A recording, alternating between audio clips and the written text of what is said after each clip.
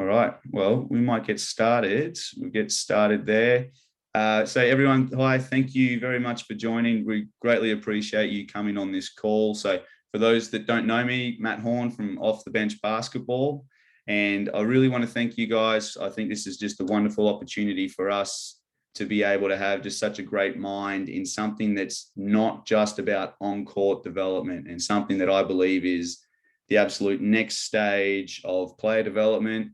But this is something that's not just for on the court, using within basketball, although that's what our theme is, that's what our focus is, but it's something that we can use in life, which is truly going to benefit us. And I want to thank you guys I want to thank everyone for coming on. I want to acknowledge you for the investment that you're making into your own development.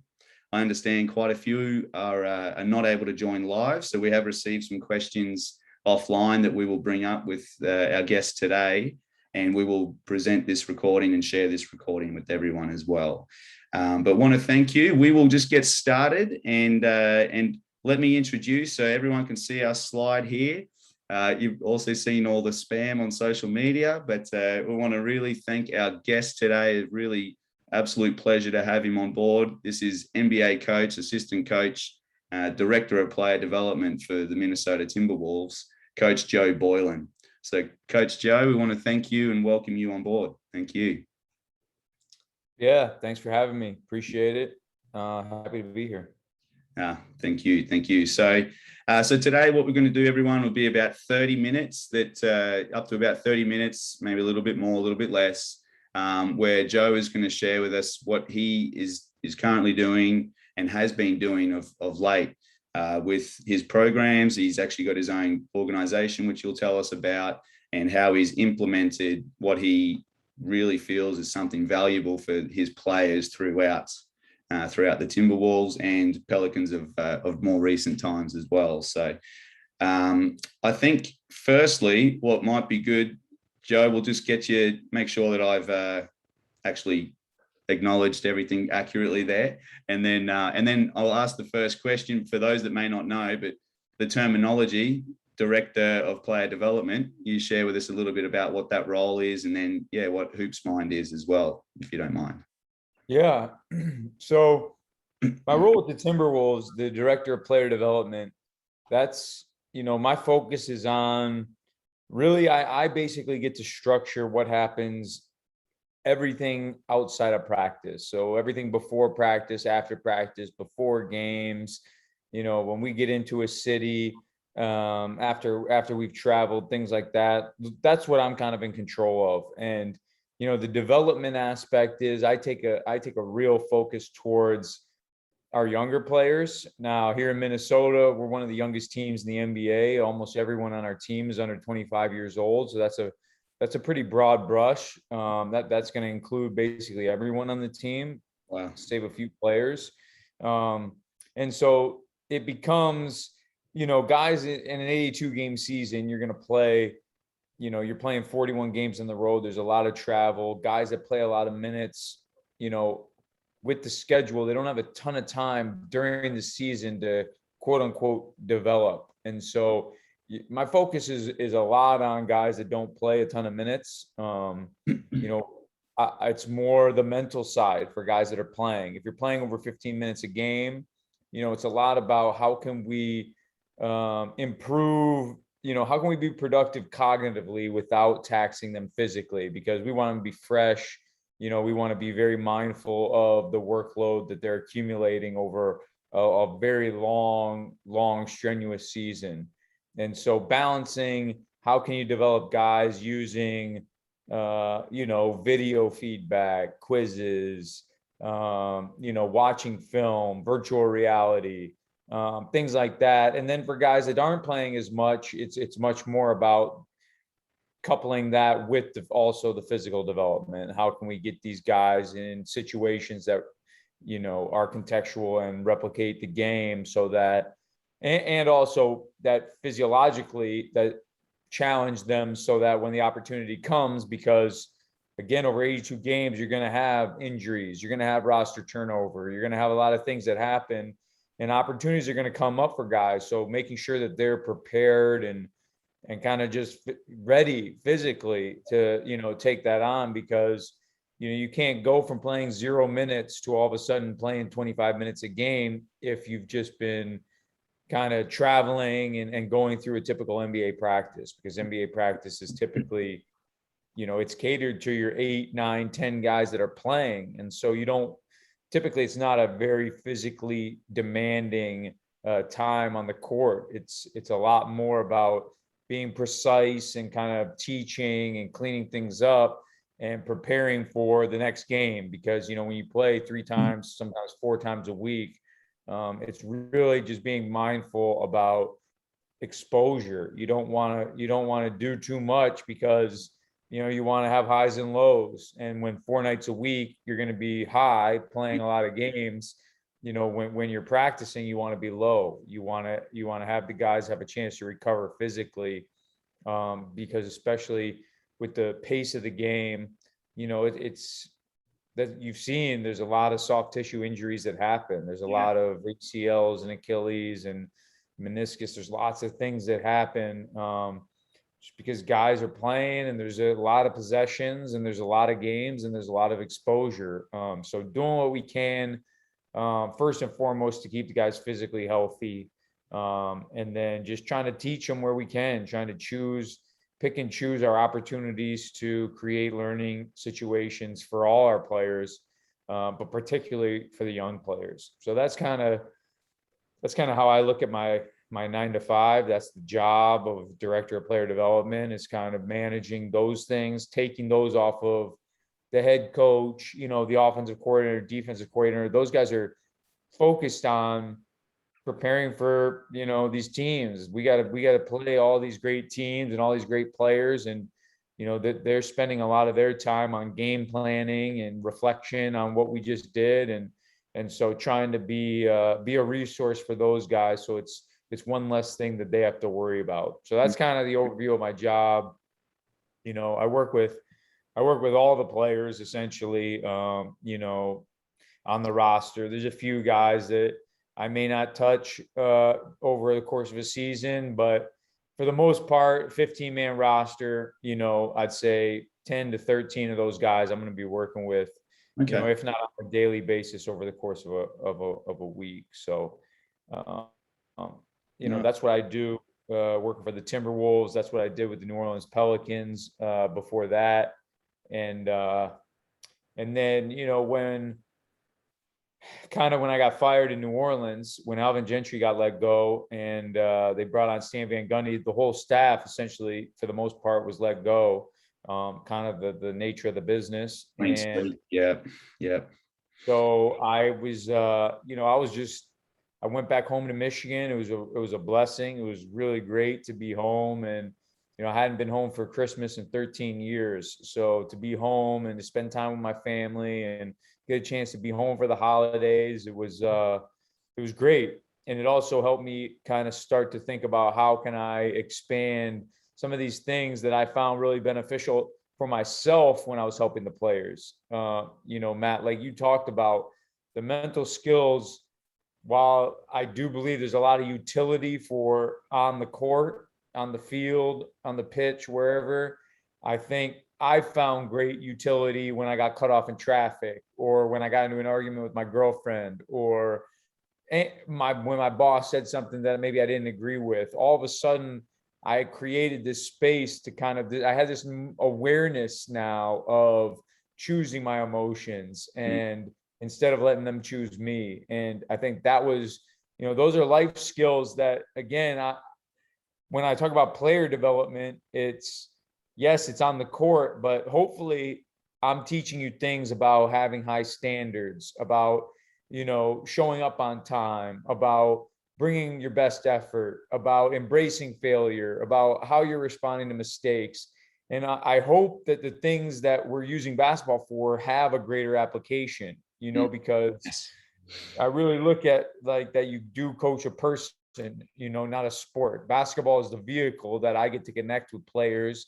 I get to teach them things, about the sport, but more so about how to be professional, You know, what is a growth mindset? What is emotional control? What is having high standards for yourself and others? You know, what is gratitude? And I think that those things kind of organically often come from, you know, that's a coach's role often on the court, is to be this person that kind of exposes younger people to these things that we've had a chance to, you know, mature a little bit and kind of have a greater understanding and awareness of the importance of these things. That, yeah, they serve us in basketball. All these things are important, not getting upset and, you know, getting a technical foul in a critical position. Yeah, that helps us in the game, but more so if that can help us in our personal lives, in our business lives, in whatever we do. You know, I think ultimately that's where my passion lies, is in developing people, not just players. So yeah, so when I got fired, I just started thinking, these things that I've been doing, these imageries, you know, these visualizations that I've been writing and recording for these players that I'm working with, these would be great for, you know, a seventh grader playing basketball. This would be great for a junior varsity kid trying to make the varsity team next year. This would be great for a Division III athlete playing college basketball like I was. You know, this is great for a Division I player, Division II player, you know, development league player, overseas, what have you. You just like to play at Lifetime Fitness, but you can access maybe meditation easier when it's connected to a basketball exercise, when it's more framed as, we're going to practice basketball here by sitting, breathing, and focusing on our thoughts and visualizing these, you know, opportunities to demonstrate emotional control, opportunities to demonstrate even skills we want, but using our breath and doing it in the comfort of our, you know, the couch or wherever you are, or the bus on the way to the game. And so that's how I started Hoops Mind.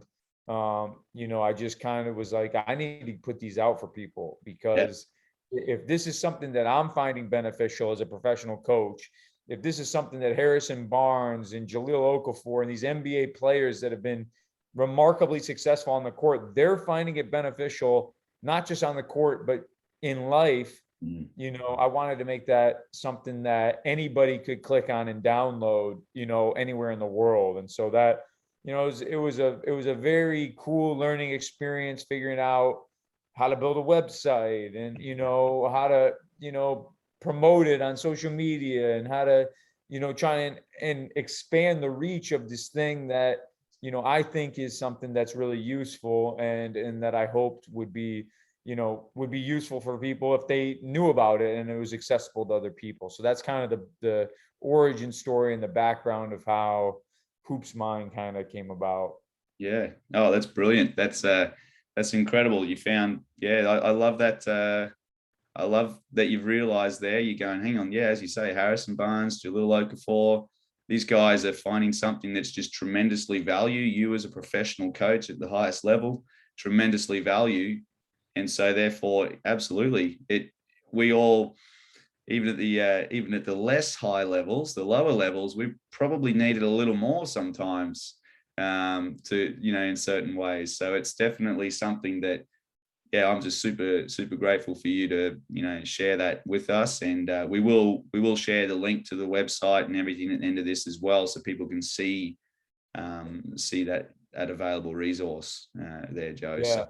And then just to tack that on, I mean, it's also, these guys are really the pioneers of normalizing what is proactive mental health. It's not about waiting until I have an issue necessarily to go and interface with a sports psychologist or a mental skills practitioner. I can do that when I'm feeling good and build these skills for when adversity strikes. And, you know, I think that there is, even still now, there is that kind of stigma of, you know, that's for people that have, you know, have the yips. They have to, Issues. you know, they go to deal with the sports psychologist. But if life is good, there's no need for it.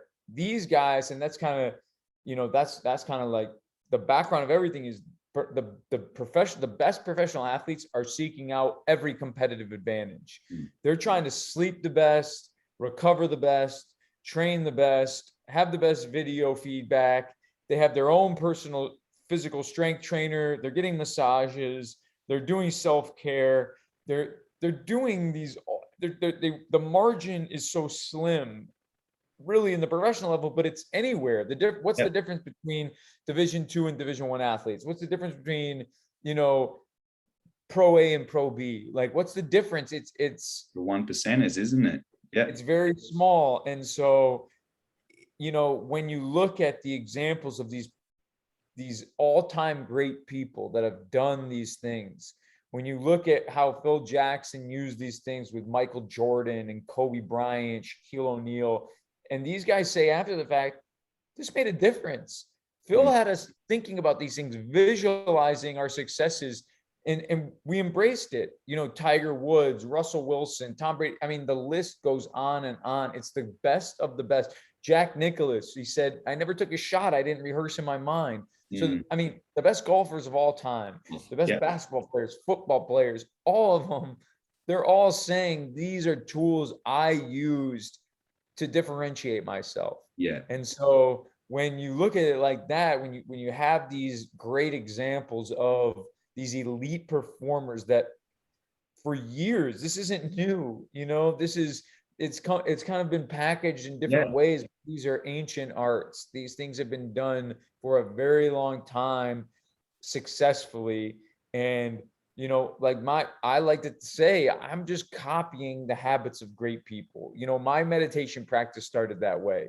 I read about how all these CEOs of Fortune 500 companies had this daily meditation practice. And I just thought, who am I to not steal this from them? Who am I not to take 10 minutes out of my day to copy people that are having the ultimate success in their field? And so, I frame it that way with players that I talk to. I say, this is Michael Jordan and Kobe Bryant thought this was really important, but you probably know better than them. You probably don't need to worry about that. Me, I'm going to copy them. If I'm a player trying to be great, I'm going to look at and try and model my behavior off of these guys that have been the most successful. And so, and not even trying to be great sometimes, but just trying to be better at levels like not everyone can achieve the Michael Jordan greatness level and whatnot, the Kobe Bryant greatness level, but we can achieve our greatest possible level. So those things are the types of habits and thoughts to have and take in. And not everyone, like Kobe Bryant would say, he wake up at 5 o'clock in the morning so he could work out, and so he could get a workout in at noon, so he could take a nap and get a workout in at 5. Well, a lot of people can't do that. A lot of people have school and jobs and families. They can't physically work out. But there's not really the excuse for why you can't take 15 minutes out of your day to sit on your couch or in your bed and breathe and think about what's going to happen and visualize these things. So that's where it's even more so. These guys are the greatest that are modeling this behavior, and it's something that's so accessible. You can put on your headphones and you could record yourself doing it. It's like it's a free, easy, accessible way to improve not only your performance, but like we're talking about, I think it can help you improve your interpersonal relationships, your reactions to everything. It's just creating that gap in between what happens and how you react. And I think that, part of that is this continuing education of what is this? Because I think a lot of people hear meditation, mindfulness, and it's because maybe it's not something that, the way learning happens is we attach things to things we already know. So when you hear something that maybe you don't have a good picture of what that is, there's a little uncertainty. And I dealt with that with a lot of the players that I reached out to. And so when COVID happened and, they brought us all into a room and said, hey, the gym shut down, everybody go home, and I thought, well, I'm still getting paid. I'm still the director of player development here. I'm going to find ways to continue to develop the players. That's my job. I'm going to go home and figure this out. And so I reached out to every player individually and said, do you have interest in working on mental skills? Yep. You know, no one's working right now. No one can get into a gym. You know, the hardest working players in the NBA, whoever they are, LeBron James, Russell Westbrook, these guys can't get in the gym right now. We're all supposed to be stuck at home, and nobody's supposed to be working out. No one's supposed to be in the gym. How about we find a competitive advantage by working on mental skills? Absolutely. And some guys were like, let's do it. Yes. 5 days a week, I'm in. But a handful of guys were like, well, what is it? And so, you know, a thing for any of the coaches listening is, one thing I found really beneficial was giving them a very specific outline of what we were going to cover. And so kind of laying out the minutes of the meeting. So this is what we're going to do. We're going to meditate together for 3 minutes at the beginning. We're going to kind of get on this Zoom. In the first 3 minutes, we're just going to sit and breathe. We're going to put on a recorded meditation and we're going to meditate together. And some of those guys are like, well, what does that mean? Which is interesting, because meditation, where, you know, I have this streak on Headspace and I'm doing it every day, first thing when I wake up, and it's just a part of my daily routine. Again, if you don't have any scaffolding to build like an understanding off of, it became, we'd get them on the Zoom and say, let's talk about what meditation is. Yes, that's right. Yeah. And That's so right.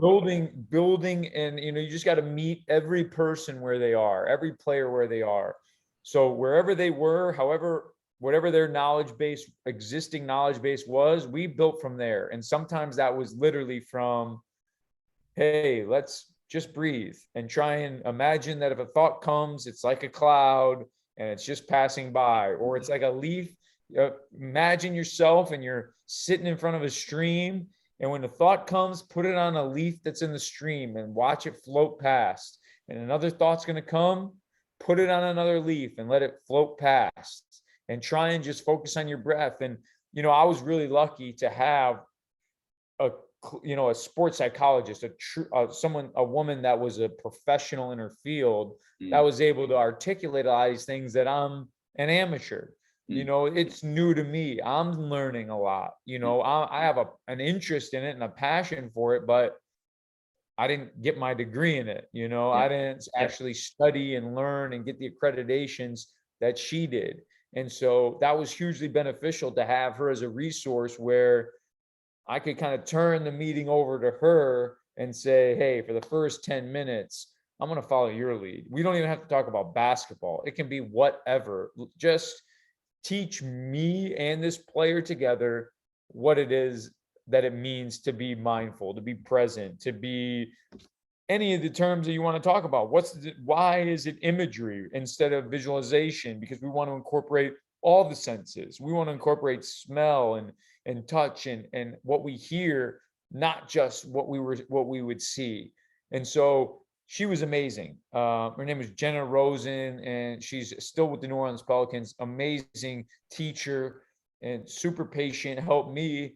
And you know, as I learned, it was great, because I'm limited. I'm a basketball coach. You know, I'm an expert in basketball. Well, quote unquote expert, but that's where my career has been. My specialty is. Yep. And so, but by having a passion for it and an open mind, and by being willing to have that beginner's mind of, even with the players, you know, I would do the exercises alongside them. Yeah. You know, we would do breathing exercises, and, you know, we would do these imagery exercises where you'd visualize peak performance, not basketball related. She'd say, pick whatever you want. And sometimes the guys would pick playing the guitar or the piano or surfing, you know, and by the time the imagery got done, she would say, okay, now share what you have to share. And it was really useful for me to be there, because sometimes the guys didn't have the language to express what they wanted to say. And so it was helpful for me, who had kind of had a little bit more experience than they had, going through it. So I'll put the camera on and I'll breathe. I'll close my eyes and breathe. I'm not scared of looking silly. I'm not, you know, and by doing that, now you feel like it's okay, because I'm doing it too. Yes. I'm up there dancing and breathing because that's what she asked me to do. And so, and then in my language, where I maybe have a few more words and terms and understanding, I can help scaffold and build your language. So whereas, and especially early on, the guys didn't necessarily have, the words to describe how they were feeling sometimes, after we do an exercise and we'd say, what did you think? How did that go? And it was, at first it was, I feel relaxed. That was it. It was like always relaxed. That was the only term we ever heard. Yep. Yeah. And then, but then because I was somebody that was maybe a little further along, could maybe describe, oh, well, at first I felt a little tightness in my chest. I felt my shoulders hunched. And when you gave me that cue, I thought about kind of like unclenching my fist and uncurling my shoulders. And then I start to build their vocabulary and ways of describing things. And I found that really useful, that vulnerability of me as somebody that they knew as a basketball coach, somebody that had established this rapport and this trust on the court, working on their skills, their basketball skills.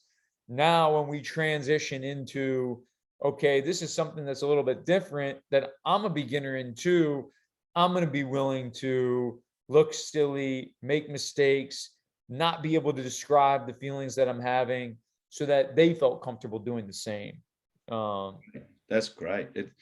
I just thought, with who we've got on here as well today, Joe, there's ever the potential that, some may not be aware of what mindfulness is, meditation is, visualization, imagery, etc. Would you mind sharing, a few words on that, and then maybe a few specific examples that can kind of get the juices flowing, so we can relate how that does relate with us here for, if we talk about basketball performance, that would be, yeah.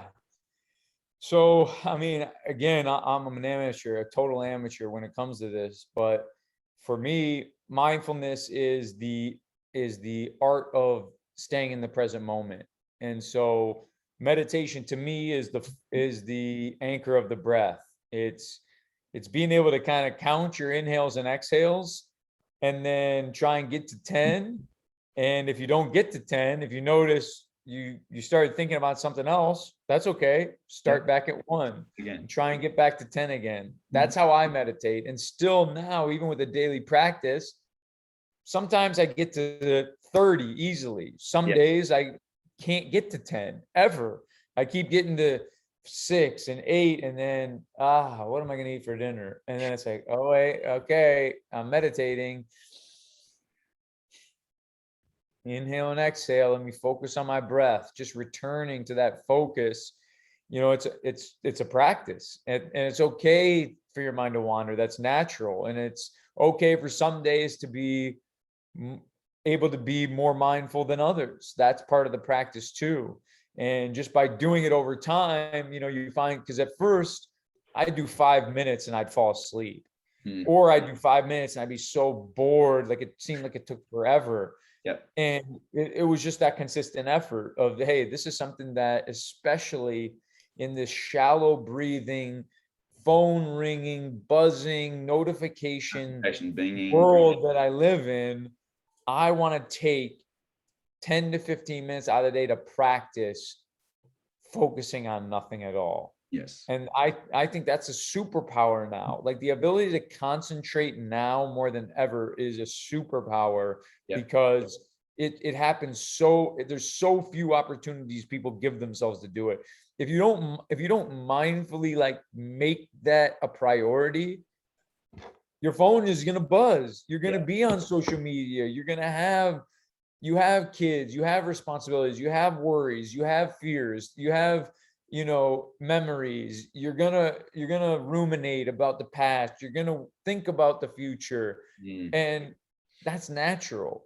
But if you don't do anything if you don't create any opportunities for intervention, you just get caught in this kind of shallow rhythm where I want to have the ability to focus. I want to have the ability to still lock in and read a book for 30 minutes without checking my phone. And I know that I have to practice doing that. I know I have to make the commitment beforehand, because if you don't, you just, we don't rise to the level, we don't rise to the occasion. We fall to the level of our training. That's like a Navy SEAL expression that I think is so true. If you don't practice and train yourself, especially now with the smartphones, Yes. Yep. just going to get caught in this very shallow part of breath. There's a great book by James Nestor about breath and the shallowness of our breath.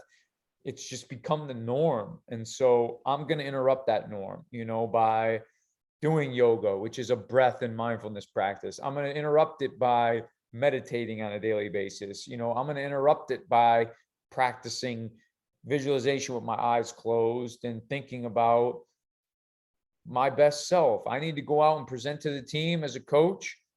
I'm going to take the time to, when I am presenting, it's not going to be the first time I've done it. Yeah. I'm going to have already done it in my mind, and I'm going to, and as a coach, now I'm able to even anticipate errors. I'm able to look out for pitfalls that could happen, because I've already thought, like, as I'm going through it, okay, this is an important part. Hey, this is a way I could get sidetracked. Hey, they might have a question here. This isn't explained in the best way.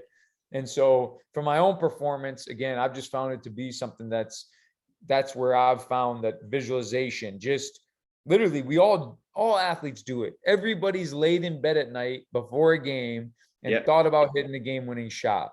We've thought about having a great game and making great passes and shots. We've ran through those laying in bed at night as a kid or as a coach. You've thought about holding the trophy up, whatever. We've done it, just not with any intention. We've done it unintentionally. In a dream state, perhaps, Yeah. Yep. That makes All sense. it is adding some intention to picturing positive outcomes. And, our brain can't really tell the difference. That's the interesting thing about the science is, they did this study at the University of Chicago where they split up two groups and they had them practice free throws for an hour. And one group, they did three groups. One group, they didn't do anything. They didn't practice, and they were told, don't think about shooting free throws. So that was the third control group. One group physically shot free throws for an hour every day, practice free throws, shooting from 15 feet. The other group didn't shoot free throws. All they did was close their eyes and picture themselves shooting and making free throws. The two groups, the group that didn't practice mentally or physically, they didn't improve at all. The group that shot every day, they improved by 24%. The group that visualized shooting free throws improved by 23%. Wow. So and there's lots of examples of these things happening, of control groups and physical practice versus mental practice, and the brain not really distinguishing between the two. Difference. And so, when you start to see empirical data that supports it, it goes beyond just we all know that taking the time to think positive thoughts, create positive emotions, which help create positive behaviors. We kind of all know that intuitively, but when you have the empirical data, it's a little bit even more, convincing, especially to a player who may be thinking, this isn't for me. And it's just, well, there's examples and there's a lot of literature about the impact of visualization. They do a lot of it in baseball. Rob Gray has some really cool studies about baseball hitters that would visualize hitting a pitch before they would go out to the plate, and the difference in their effectiveness in being able to hit the pitches that they were visualizing. Visualization is picturing. It's mental pictures. It's picturing positive performance. It can be used for some different reasons. I had worked with some players that, they wanted to work on their emotional control. They would get upset at referees. They would get upset at the coach when they would get pulled out of the game. Like kind of like anger issues almost would be how they would be categorized. Like, this guy's got an anger issue. And it's it was more emotional control. They were letting the emotions choose them. And so when a ref would call something, they just reacted, even if the reaction wasn't going to serve them in that moment. And so we would close our eyes, breathe, and we would be guided into, she would tell us to think about something that was going to rile us up, getting cut off in traffic, or a ref blowing a call, calling an offensive foul on you on a moving screen when you didn't move. And now you're like so upset because it's unfair. Not only is it against you, but it's wrong. And how does that make you feel? And then navigating away from that, and then navigating back into it, and noticing the difference between how it was the second time when you navigated into those feelings, and your ability to now kind of pick and choose and control. And if it serves you in that moment, by all means, go crazy. But if it doesn't, you can still revisit it later. But in that moment, you can focus on what's most important. Yes. Which for a lot of these guys, again, when it's like the margin of error is so small, being able to immediately move on to the next play, which is a coaching buzzword that isn't coached. We yell at the players to do it. We yell at the players when he's next play arguing with the referee. We say, move on to the next play. But there, again, there's no scaffold, there's no knowledge base. It's like, how? What does that mean? And unless you've practiced it, unless you've sat there and thought about this feeling coming to you and choosing to set it aside and move on to the next play, choosing your own external cues. George Kittle, the tight end for the 49ers, said when he was in college, he used to tape on his wrist, he'd draw a big red button and he'd call it his reset button. And after every play, he'd press the reset button. Whatever happened, good or bad, the play before was over. And now it was time to move on to the next play. So he used this external cue to get himself focused on every single play, regardless of what had happened the play before. I with Harrison Barnes, we use the 24-second shot clock. So when he starts to get frustrated, he looks up, because it's always there in every arena that he plays in. That shot clock is there, and he looks and he sees 24. There's only 24 seconds that matter. It's that next possession that matters, not the thing that's gone past, but these next 24 seconds. And these external cues are great because, it's just, sometimes it's clenching your fist and letting it go. Like, I want to be pissed. I want to punch something, but I'm going to let it go. And that action alone can be extremely therapeutic and extremely grounding. And so, and I've talked about this with coaches who they're my team, they can't, in the crunch time, we fold, where we're just, we get caught up in the pressure gets to us. And I said, direct their attention and focus to something external. Because if you let guys just ruminate, their mind, and that goes in, self-talk's another one. What are we saying to ourselves? Can we bring awareness to the language we're using? Are we getting down on ourselves, or are we picking ourselves up? And just by bringing the awareness, I have this problem. I'm saying, we all do. Come on, man, like, you got to be better. You can't mess that up. And now I try and be better. Now that I have the awareness, I can at least catch myself and just, you know what? I got to be my biggest fan. And nobody else is going to be my biggest fan but me. I have to pick myself up, because people are hoping that I get frustrated. My opponents is happy. They go. I'm helping them by getting down on myself. They're down on me too. I'm getting down on myself. I can't do that. But I think, again, these are like they're mental skills, and we know that we kind of subconsciously know that they're not good, and we can recognize it as coaches and players, or even players in ourselves. We know when a guy's gets too down on himself, or he misses some shots in practice and his body language starts to sink. And it's that awareness to say, hey, what are you saying to yourself right now? You got to be your own biggest fan. Tell yourself something nice. Tell yourself how great you are. That's what Muhammad Ali said. That's what all these players say is, I am the greatest. I'm the greatest, and it's like the whole idea that before you go into a meeting or a presentation to get big physically, literally to just put your arms out wide. And it was on Ted Lasso. I'm sure people are big Ted Lasso fans. Amy And Cuddy. the boss was talking about it, how she gets big before she goes in, and it makes her feel powerful. And that's absolutely 100% true. And it reminds me of this Dean Smith saying where he says, if you pretend to be enthusiastic, you will become enthusiastic. So if you're feeling down and you just, you're moping and you just fake it for a second, all of a sudden your mind gets tricked very easily. We can trick ourselves into these positive behaviors with the knowledge that we have these tools in our tool belt.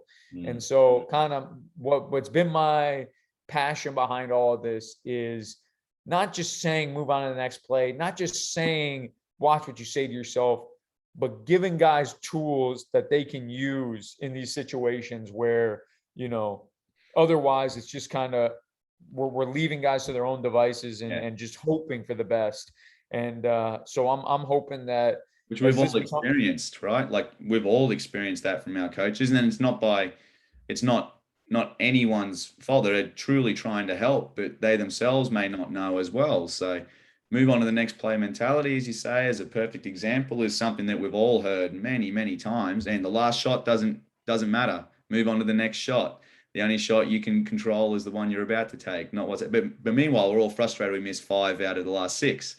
And so how do we move on to the new, next shot? How do we focus on the next play mentality? Yeah, those different tools. So you mentioned a couple there, and if you have any other examples just from a practicality perspective, that would be great. Even just one, and then we can maybe wrap up, Joe, and move on to a few questions. If fire away. Yeah. So well, with that, in mind, that next play mentality, how we do that, how we focus on, so those the cues and triggers is interesting. I had a conversation with one of the players for myself recently, and we were talking about visualization, and I asked him, do you practice it? He said, yeah, I do. And so what do you practice within visualization?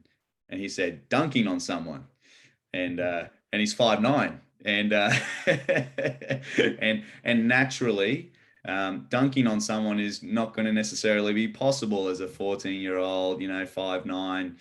And so what types of visualization or imagery are going to be most beneficial for ourselves, like in the place we're at right now? I mean, I think it depends. It totally depends on what's the goal of the player. I mean, I've had players that want to visualize accomplishing some great accomplishment that might not be possible right now. It might only be possible down the line. There's guys that want to visualize winning the championship. I mean, that's doesn't always happen. Yeah. Only one doesn't always happen. Yep.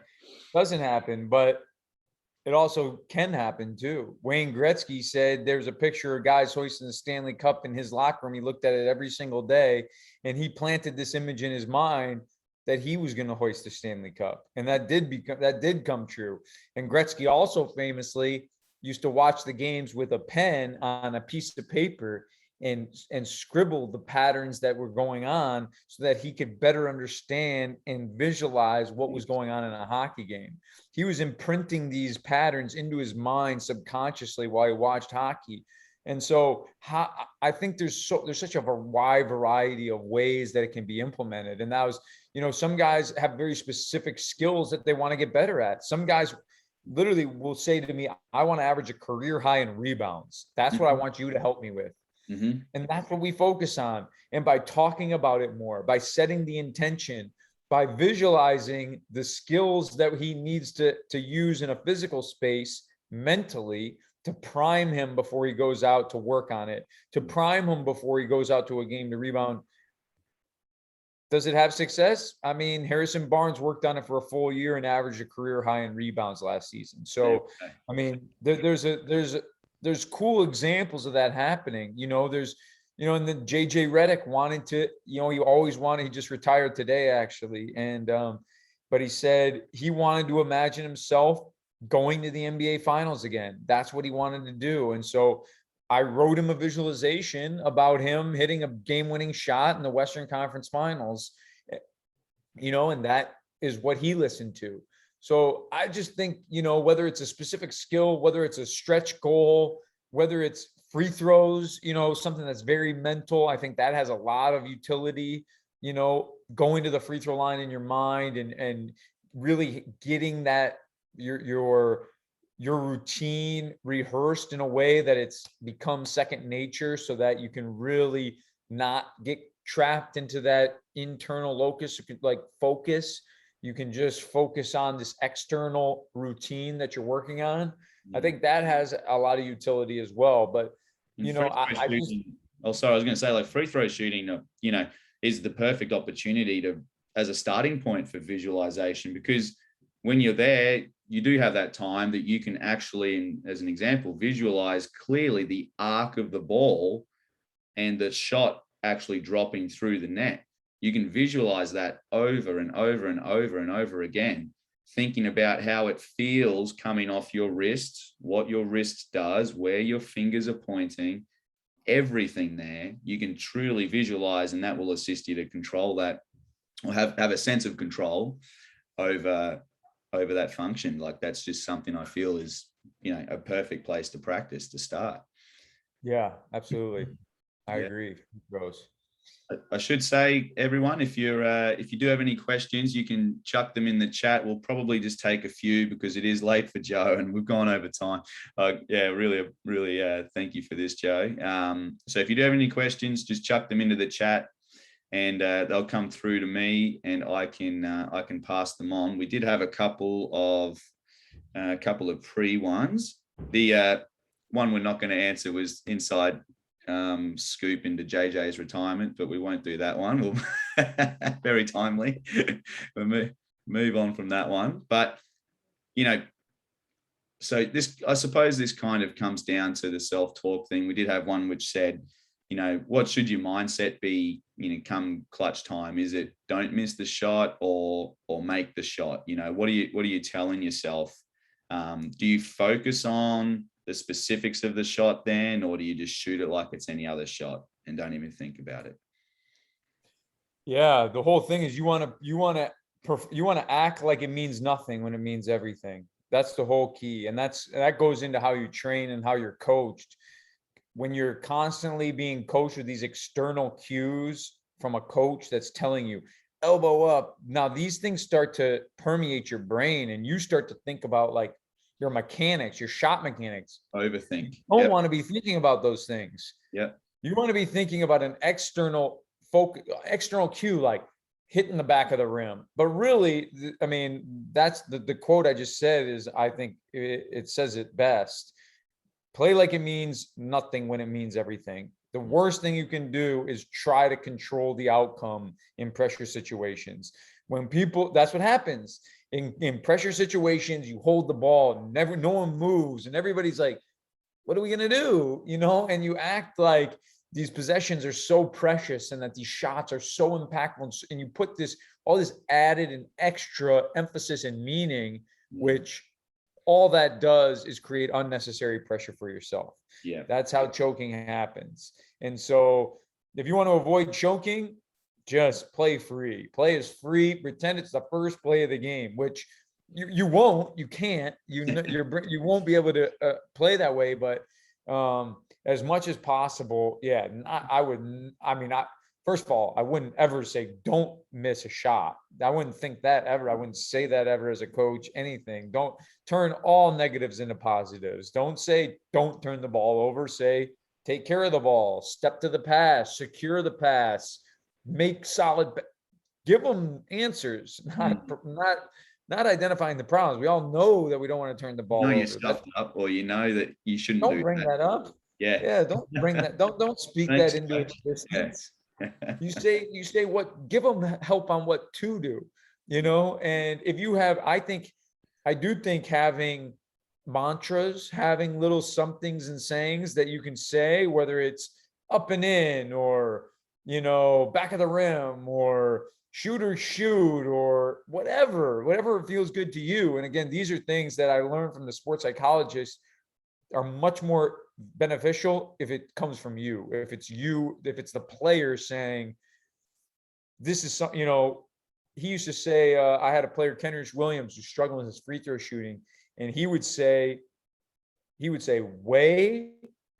That was where he's from, Waco, Texas. So on his free throws, he would say way on the dip, co on the shot. And so it was a way of kind of quieting the thoughts. He was saying something else. Or I've heard people say to sing a song at the free throw line, to sing a song in your head. And now your active mind is occupied and your body can just do what it already knows how to do. Yeah. Because you've done those hundreds, thousands of reps. So let's know how to throw the ball into the ring from 15 feet. That's not a problem. Yeah. No, that's fair. And I, question from myself, but talk about those crunch time moments and how you might be able to help yourself, if it play like it's the first play of the game type thing. Would it assist you? Would it benefit you if you truly spent some time closing your eyes, imagining that environment and the chaos that it can be, but then thinking about how you are moving through the court, you're listening to the coach at the bench who's running the play, call it drawing up the play, and how you calmly get up, how you calmly walk on the court, how you look at the crowd. You've seen this before. You know that this is chaos, but you know that because you've rehearsed it many, many times in your mind, you're going to feel more confident when you are getting that ball and you've got to run that play and execute. Absolutely. Is that, yeah, 100%. That's I think that's spot on. That's the number one benefit of having rehearsed in your mind, is when you get to that situation, it's not the first time you've been there. And there's a reason why players that have been successful in those situations before seem to be successful over and over and over again. It's because Damian Lillard, when he walks out of that huddle, his memories are of him making those shots, of hitting the big shot. And so he's perfectly calm. Yeah, if you've gone out there and it's your first time ever about to shoot this thing, both from your memory or in real life, there's going to be some anxiety for sure. There's going to be some, it's going to be more difficult than if this is and again, your mind is easily tricked. We can trick it into thinking this is the 10th time I've hit a game winner, even if we've never, ever stepped on the court and hit a game winner. So I think that is a big time benefit of the mental rehearsal, practicing it, going through it. I've hit this shot. I've seen myself get up. I've done whatever my routine is, wipe my sneakers. Maybe I have an external cue. Maybe I glance at the 24-second shot clock. Yep, still up there. Rim's still 10 feet. Yep. Yeah, the line's still the same distance. The ball's still the same size, kind of like the old Hoosiers movie where he goes and measures the rim and measures the free throw line. And he says, hey, this is the same size gym as the one back in Hickory. So, yeah, I think that'd be good. No, that's great. I think I've got the last one here, and then we'll let you go. What happens, when or if the thing, or what should you do, I suppose, when or if the thing you visualized happening doesn't actually happen like you visualized it? You might have, so I'm taking it like you might have been at that point that you visualize yourself like JJ hitting that game winner in the Western Conference Finals, hitting it, and it misses, that time. Yeah. How do you pick yourself up from that? How do you move on from that? Yeah, I mean, that's a learning experience. I look at every failure as an opportunity for growth. You win or you learn. And so, that maybe you can reflect and see something that what actually happened, maybe you could change for the next time. Maybe you can put into practice to help you the next time. But it's also, that's just sports. It's not always going to work out in your favor. You're going to have failures. And, ultimately in sports in particular, they're probably not going to be anywhere near your biggest life's disappointments. I mean, I remember missing some free throws and crying my eyes out. And, I'm driving home with my dad and he says, look, if this ranks in your top 50 life disappointments, you're going to have the best life of all time. So, have some perspective. It's a sport, failure is part of it. You're going to visualize things that you don't successfully do, but Yeah. I don't think that detracts from the positive impact of doing it. It's just that's It sports, can help you that's relax part. in that moment. I say it, I probably say it too often to it, too many players, but I like, everyone do this, do that. And it's just basketball. Like Yeah. at the end of the day as well, it's like, it is just basketball. Yeah. It feels like the world right now, every single moment. But at the end of the day, you go, hey man, like at the end of the day, it's just basketball. Imagine yourself at home when you were first starting playing and just fall in love with the game. That might help you bring back that freedom that you can then express in that game 7 that you've got.